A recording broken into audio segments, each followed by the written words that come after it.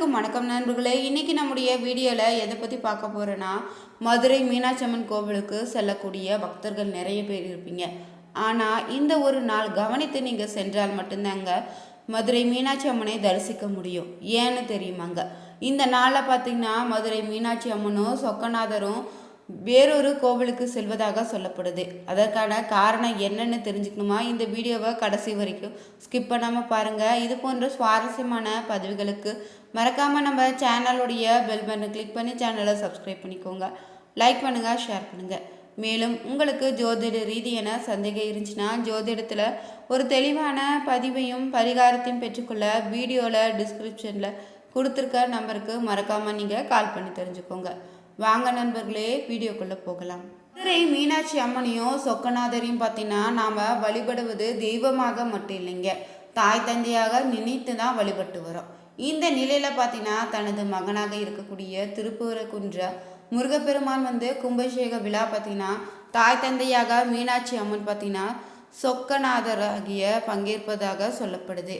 முருகப்பெருமானுடைய அறுபடை வீடுகளில் பார்த்தீங்கன்னா முதல் படை வீடு திருப்பரங்குன்றன்னு சொல்வோம். முருகன் கோவில்களை திருப்பணிகள் நிறைவடைந்த நிலையில் வருகின்ற 14ஆம் தேதி தாங்க மகா கும்பாபிஷேகம் நடைபெற இருக்குது. மதுரை மீனாட்சி அம்மன் பார்த்தீங்கன்னா சொக்கநாதருமே மதுரை மக்கள் தெய்வமாக பார்ப்பதை விட பார்த்தீங்கன்னா தாய் தந்தையாக நினைத்து வழிபட்டு வராங்க. இந்த நிலையில தாங்க தனது மகனாக இருக்கக்கூடிய திருப்பரங்குன்றத்தில் அமைந்திருக்கக்கூடிய முருகப்பெருமானுடைய கும்பாபிஷேக விழாவில் தாய் தந்தையான மீனாட்சி அம்மனும் சொக்கநாதரும் பங்கேற்பதாக ஐதீகமாக சொல்லப்படுது. மீனாட்சி சுந்தரேஸ்வரர் கும்பாபிஷேக விழாவிற்கு எழுந்தருள இருப்பதால் மதுரை மீனாட்சி அம்மன் கோவில் பார்த்திங்கன்னா வருகிற 14ஆம் தேதி நாள் முழுவதுமே நடை அடைக்கப்படுங்க. திருப்பரங்குன்றம் முருகன் கோவிலில் கும்பாபிஷேகம் பார்ப்பதற்காக தான் மீனாட்சி அம்மனுமே சொக்கநாதர் கோவிலில் இருந்து வருகிற 13ஆம் தேதி மாலையிலே கிளம்பி விடுவாங்களாம். 14ஆம் தேதி திருப்பரங்குன்றம் முருகன் கோவிலில் மகா கும்பாபிஷேகத்தில் கலந்து கொண்டு அன்று மாலை நடக்கக்கூடிய பஞ்சமூர்த்தி புறப்பாடு நிகழ்ச்சியிலும் பங்கேற்றுட்டு தாங்க அன்று இரவு தான் மதுரைக்கு திரும்ப வருவாங்க. எனவே தாங்க பக்தர்கள் மீண்டும் மீனாட்சி அம்மனையும் சொக்கநாதரையும் தரிசிக்க 15ஆம் தேதி காலையில் தான் தரிசிக்க முடியுங்க. மதுரை மீனாட்சி அம்மன் சொக்கநாதரை தரிசிக்க வேண்டிய தமிழகத்தில் பல இடங்களில் இருந்து திட்டமிட்டு கிளம்புவீங்கள. வருகிற 13ஆம் தேதி மாலை 6 மணி வரை தான் தரிசிக்க முடியும். பின்னர் பார்த்தீங்கன்னா 14ஆம் தேதி நாள் முழுவதுமே நடை சாத்தப்பட்ட நிலையில் தான் இருக்கும். திரும்பவும் நீங்கள் 15ஆம் தேதி காலையில் தான் மீனாட்சி அம்மனையும் சொக்கநாதரையும் தரிசிக்க முடியுங்க. மதுரை மீனாட்சி அம்மன் கோவிலுக்கு செல்பவர்கள் அதற்கு ஏற்ப தங்களுடைய பயணத்தையும் திட்டமிட்டுக்கோங்க. மீனாட்சி அம்மன் கோவிலில் பார்த்தீங்கன்னா அன்னைக்கே தான் முதல் மரியாதை கொடுக்கப்படுதுங்க. இங்கு அம்பிகை முதல்ல வணங்கணும், பின்னர் தான் நம்ம சுவாமியை தரிசித்து வழிபடணுமா. மீனாட்சி சுந்தரேஸ்வரர் பார்த்தீங்கன்னா மதுரை இன்றும் என்றுமே ஆட்சி செய்பவள் என்பது சிவவாக்கு. இங்கு எப்பெருமான் பார்த்தீங்கன்னா 64 திருவிளையாடல்கள் புரிந்திருக்காரு. வேறு எந்த ஆலயத்திலும் இல்லாத சிறப்பு தாங்க இந்த கோவிலில் இருக்குது. அனைத்து சிவ ஆலயமும் முக்தி தரணும், ஆனால் சிவ ஆலயத்திலே சகல செல்வமும் தரக்கூடிய கோவில்னா இந்த மதுரை மட்டும்தாங்க. மீனாட்சி சுந்தரேஸ்வர் வாழ்ந்ததால் மதுரைக்கு வந்தாலே முக்தினும் இந்த கோவில் அம்மன் பார்த்திங்கன்னா பெயரில் அழைக்கப்படுதுங்க. உலகிலேயே பெரிய அம்மன் கோவில் சக்தி பீடமும் இங்கு அமைஞ்சிருக்கு.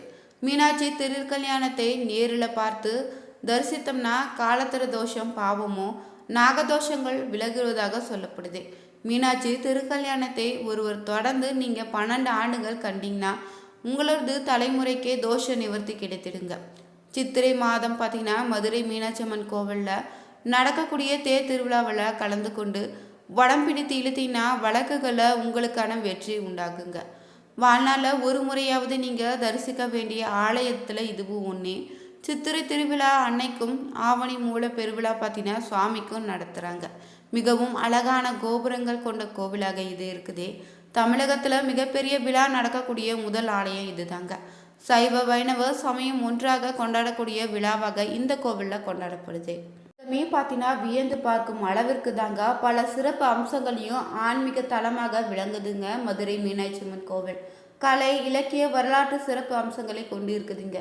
மதுரை மீனாட்சி அம்மன் கோவிலில் கட்டிடக்கலையும் கலாச்சார பாரம்பரியத்தில் உருவமாக திகழ்ந்து வருது.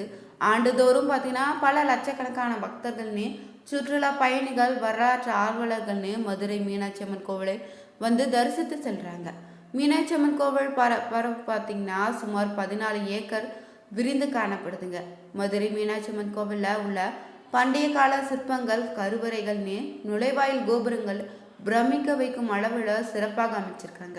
மதுரை மீனாட்சி அம்மன் கோவிலில் மையத்தில் உள்ள கருவறையில் அமைந்திருக்கக்கூடிய மீனாட்சி தேவியும் சுந்தரேஸ்வர் சிலைகள் பார்த்தீங்கன்னா பக்தர்களால் தினசரி அனுசரிக்கப்படுதுங்க. கருவறையில் இருக்கக்கூடிய நேர்த்தியான சிறப்பங்கள், தூண்கள் தெய்வீக தன்மையை வெளிப்படுத்தியே இருக்குது. மதுரை மீனாட்சி அம்மன் கோவிலில் தோற்றம் பார்த்தீங்கன்னா கிபி 6ஆம் நூற்றாண்டை சேர்ந்ததுன்னு குலசேகர பாண்டியர்களால் கட்டப்பட்டதாகவும் சொல்லப்படுது. இந்த நாயக்கர் ஆட்சியாளர்களில் குறிப்பிடத்தக்க மன்னர் தான் விஸ்வநாத நாயக்கரால் 16ஆம் நூற்றாண்டில் உணர்வுமிக்க இந்த கோவில் வடிவமைச்சிருக்காங்க. மீனாட்சி அம்மன் திருக்கோவிலில் மிக முக்கியமான திருவிழாவாக பார்த்தீங்கன்னா சித்திரை திருவிழா மிகவும் பிரசித்தி பெற்றதுங்க. திருவிழாவில் மீனாட்சி அம்மன் திருக்கல்யாணம், ஆடி அமாவாசை பூஜைகள்னு பட்டாபிஷேகங்கள், திருத்தேர் பவனி புகழ்பெற்றதாக இருக்குது. அதனைத் தொடர்ந்து பார்த்தீங்கன்னா நவராத்திரிகளில் ஆவணி மாத திருவிழாக்கள், தைப்பொங்கல் திருவிழான்னு ஆடிப்பூரம் தொடர்ந்து பல்வேறு விசேஷ நட்சத்திர நாட்களில் மதுரை மீனாட்சி அம்மன் கோவிலில் சிறப்பு வாய்ந்ததாக சொல்லப்படுதுங்க. மதுரை மீனாட்சி அம்மன் கோவிலை தரிசிப்பதற்கு பல்வேறு இடங்களில் இருந்து தினந்தோறும் பார்த்தீங்கன்னா பொதுமக்கள் வந்த வண்ணமே இருக்காங்க. அவர்களுக்கு சிறந்த வழிகாட்டுதல் பேரில் தான் கோவில் தரிசன நேரங்களும் வச்சுருக்காங்க. இந்த கோவிலில் பார்த்தீங்கன்னா தினசரியுமே நடை திறக்கக்கூடிய நேரமாக அதிகாலை 5:30க்குள்ள கதவுகள் திறக்கப்படுதுங்க. பிறகு பார்த்தீங்கன்னா பக்தர்கள் அனுமதிக்கப்படுவாங்க.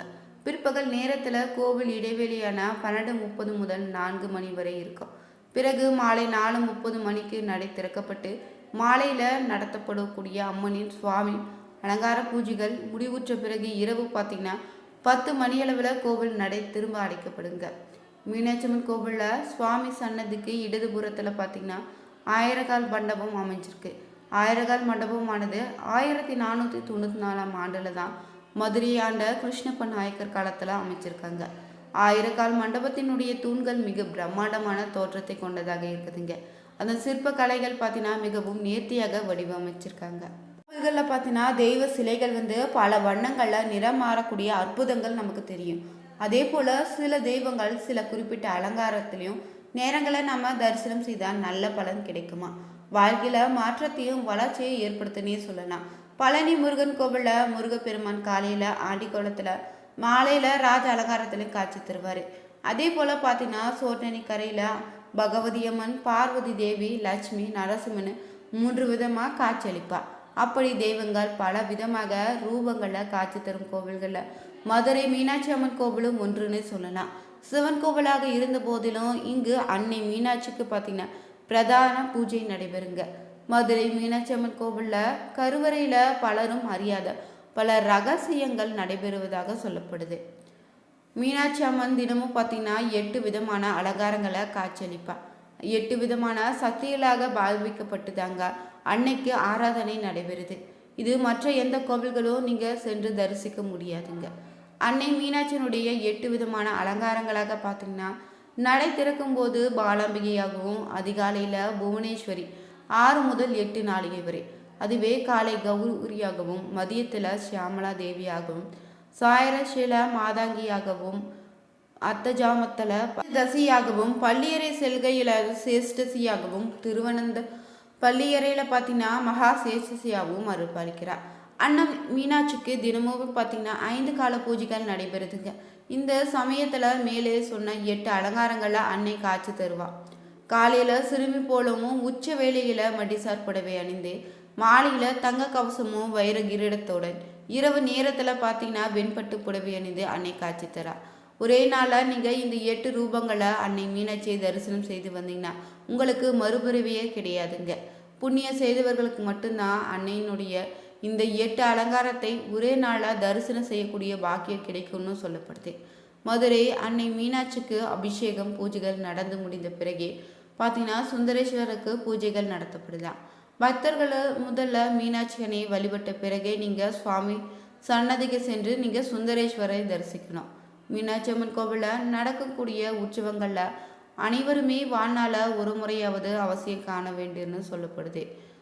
மற்ற சிவன் கோவில்களை நடத்து போல இது கிடையாதுங்க. உங்களுக்கு பயனுள்ள தகவலாக இருக்கும். அதனால் மறக்காமல் நம்ம சேனலுடைய பெல் பட்டனை கிளிக் பண்ணி சேனலை சப்ஸ்கிரைப் பண்ணிக்கோங்க. அனைவருக்கும் நன்றி நண்பர்களே.